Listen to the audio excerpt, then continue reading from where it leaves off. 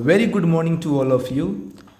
स्वागत है आप सभी का बीके सिंह इंग्लिश क्लासेस के आज के इस खूबसूरत ट्यूटोरियल में। डियर स्टूडेंट्स, आज मैं इंस्पिरेशन के अंदर आपको लेके चलूँगा। जी हाँ, मैंने अपने लास्ट वीडियो में आपको इंस्पिरेशन के बारे में बताया था, जो कि 12th क्लास के लिए इंग्लिश के लिए सफलता के कैप्सूल के रूप में काम कर रहा है। 20 मार्च 2021 को इस किताब को लॉन्च किया गया था और अब तक 1664 किताबें मैंने बिहार के अलग अलग ज़िलों में पोस्ट के माध्यम से भेज दी हैं। कुछ कोचिंग सेंटर्स के संचालकों ने भी, जो बड़े अच्छे हैं, जिनसे मेरी बातें भी होती हैं, उन्होंने अपने बच्चों के लिए इन किताबों का ऑर्डर भी किया था। लगभग 150 किताबें मैंने नवादा में एक ही इंस्टीट्यूट को भेजी। मेरे लिए बड़े गर्व की बात है ये, और स्टूडेंट्स भी काफ़ी दिलचस्पी से इस बुक को ले रहे हैं और व्हाट्सएप के ज़रिए इस बुक को देखने के बाद मुझे बधाइयाँ भी दे रहे हैं। आप सभी को बहुत सारा प्रेम। आइए हम इस किताब के अंदर चलते हैं। अंदर जाने के बाद आपको पता चलेगा कि ये किताब मार्केट में बिकने वाली और सारी किताबों से कितनी अलग है, कितनी सुंदर है और कितनी सिस्टमेटिकली इसे बनाई गई है।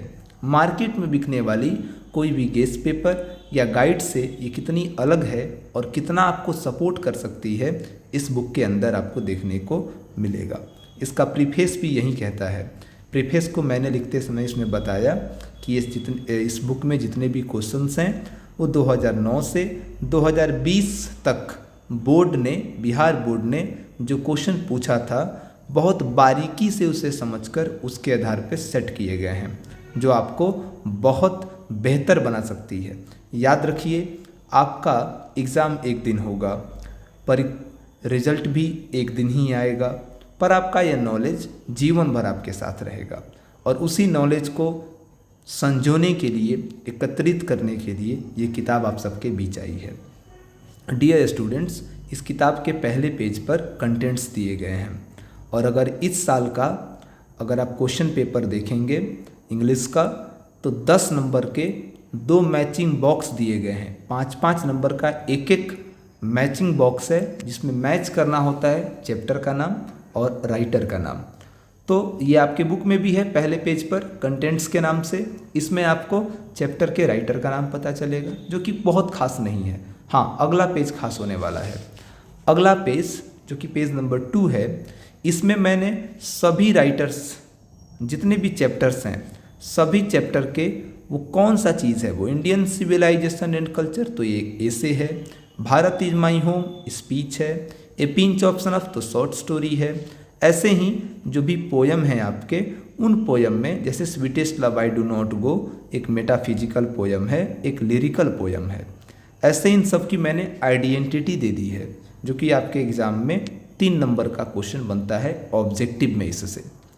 उसके बाद वाले पेज पर मैं आपको फिर कंटेंट पे ही रख रहा हूँ। 3rd नंबर पेज पर यहाँ जो राइटर्स हैं, उनका जन्म कब हुआ, उनकी मृत्यु कब हुई और किस नाम से उन्हें जाना जाता है, ये मैंने बताया है। तो प्रोज सेक्शन के 11 चैप्टर्स और पोएट्री सेक्शन के 10 चैप्टर्स, सबके बारे में, सारे राइटर के जन्म, मृत्यु और उन्हें किस नाम से जाना जाता है, इससे आपके ऑब्जेक्टिव क्वेश्चन बनते हैं 6 नंबर के। वो मैंने यहाँ नोट करा दिया है। इसे याद करके आप 6 नंबर गेन कर सकते हैं। तो 16 और 3 21 नंबर तो आपका यहीं पे कंफर्म हो गया। आगे बढ़ते हैं तो किस राइटर को कौन सा अवार्ड दिया गया था, कब दिया गया था, वो इस पेज पे वर्णित है। कि जैसे बर्ट्रैंड रसल को नोबेल प्राइज़ मिला 1950 में, KKN दारूवाला को साहित्य अकादमी अवार्ड मिला 1984 में। ऐसे इसकी चर्चा यहाँ है। जिसको भी जो प्राइज़ मिला है मैंने उसे यहाँ नोट कर दिया है। फिर मज़े की बात आती है यहाँ चैप्टर और ऑथर की एनालिसिस की। मैंने एक चैप्टर, जितने भी चैप्टर आपके बुक में हैं, 11 प्रोज के और 10 पोएट्री के, 21 चैप्टर की एनालिसिस की है यहाँ, उनके राइटर के बारे में और उस चैप्टर के पहचान के बारे में चर्चा कर दिया है, जिनसे आप 12 या 13 या 14 नंबर अपने एग्ज़ाम में गेन कर सकते हैं। बहुत खूबसूरती से मैंने यहाँ एक एक करके सभी चैप्टर्स के ऑथर के बारे में और उस चैप्टर के बारे में पूरी तरीके से डिटेल में बता दिया है। और मैं इसी बुक के आधार पर जब यूट्यूब पे आपके लिए मैं वीडियो अपलोड करूँगा तो इन सारे पेज के ऊपर मेरे क्लास होंगे जो आपको इन चीज़ों को समझने में बहुत हेल्प करेंगे इस बुक को हाथ में रखते हुए। फिर उसके बाद मैंने यहाँ चर्चा किया है कैरेक्टर और चैप्टर का कि कौन से कहानी में किस कैरेक्टर की चर्चा है। जैसे हम अगर बात करते हैं चुबुकोव की, तो चुबुकोव कौन था? तो नटालिया का पिता था। किस कहानी में इसका चर्चा है? तो ए मैरिज प्रपोजल में इसकी चर्चा है। या फिर नानू काका कौन थे? तो नरेटर्स के मैटरनल अंकल थे। चर्चा किस में है इनकी? ए पिंच ऑफ सनफ में। ये भी ज़रूरी है आपके एग्ज़ाम के लिए, जो बाकी किसी दूसरे बुक में आपको देखने को नहीं मिलेगी। उसके बाद पोएट्री है। पोएट्री के एक एक पोयम का नाम रखकर उसकी पहचान बताकर राइटर के बारे में सारी जानकारियाँ जिनसे ऑब्जेक्टिव क्वेश्चन बन सकती हैं मैंने उन्हें कवर करा दिया है यहाँ पूरी तरह से। हर एक पेज पर नीचे पेज नंबर्स दिए गए हैं और ये हाईलाइटेड हैं। उसके बाद शुरू होता है अभी तक आपने जो पढ़ा लेखक के बारे में, चैप्टर के बारे में, उसके आधार पर ऑब्जेक्टिव क्वेश्चंस। तो ये सारे ऑब्जेक्टिव क्वेश्चंस इसी 11 पेज को पढ़ने के बाद बनाए गए हैं। आप इन पेज को पढ़ने के बाद ये सारे ऑब्जेक्टिव क्वेश्चन खुद ही कवर कर पाएंगे। और ये ऑब्जेक्टिव क्वेश्चन इतने अधिक हैं कि आपको ये सारी चीज़ें याद हो जाएंगी। मैंने 190 ऑब्जेक्टिव क्वेश्चन इनमें से बनाया है जो कि आपको पूरी तरह से तैयार कर देगा। उसके बाद शुरू होता है सेक्शन ए, समरी। और ये समरी याद करने के दृष्टिकोण से बनाई नहीं गई है, समझने के दृष्टिकोण से बनाई गई है। और जो भी डिफ़िकल्ट वर्ड्स हो सकते हैं मैंने उसकी चर्चा यहाँ कर दी है। अब रिकॉर्डिंग करते समय इसकी हिंदी आपको नहीं दिखेगी, लेकिन बुक में इसकी हिंदी आपको दिख जाएगी। ये मोबाइल एप्लीकेशन से वीडियो बना है और इसमें हिंदी फ़ॉन्ट कुरुति देव जो कंप्यूटर में काम करता है शो नहीं करता। तो सारे चैप्टर्स की मैंने बखूबी समरी तैयार की है। और ये समरी ऐसी है कि इसे पढ़ने के बाद आपको बुक नहीं पढ़ना पड़ेगा।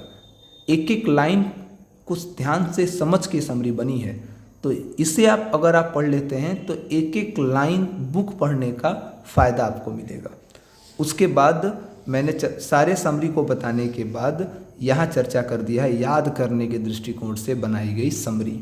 ये समरी छोटी छोटी हैं जिससे आप याद कर सकते हैं और अपने एग्जामिनेशन में इसे हूबहू लिख सकते हैं। और 5 नंबर जो आपको इससे मिलते हैं वो आपको मिल जाएंगे।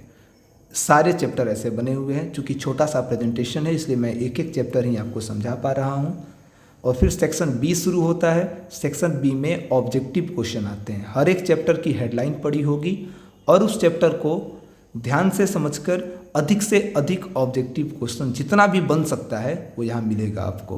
और इसमें इतने ऑब्जेक्टिव क्वेश्चंस मिलेंगे जो मार्केट के किसी बुक में अवेलेबल नहीं होगा, या फिर सबको भी मिला देंगे तो भी अवेलेबल नहीं होगा। आप देख पाएंगे इसमें 65 ऑब्जेक्टिव क्वेश्चंस हैं जो मार्केट के किसी बुक में आपको देखने को नहीं मिलेगी। उसके बाद सेक्शन सी शुरू होता है। तो ऐसे ही सारे चैप्टर के ऑब्जेक्टिव क्वेश्चंस आपको मिलेंगे। सेक्शन सी में समरी शुरू होता है पोएट्री का। फिर पोएट्री की सारी समरी यहाँ बनी हुई हैं और पोएट्री की सारी समरी को समझाने के बाद पोएट्री के ऑब्जेक्टिव क्वेश्चन सेक्शन डी में दे दिए गए हैं। हर एक चैप्टर की हेडलाइन पढ़ी होगी और बखूबी अच्छे से डिज़ाइंड आपको ऑब्जेक्टिव क्वेश्चंस मिल जाएंगे जो आपके एग्जाम्स में हेल्प करेंगे।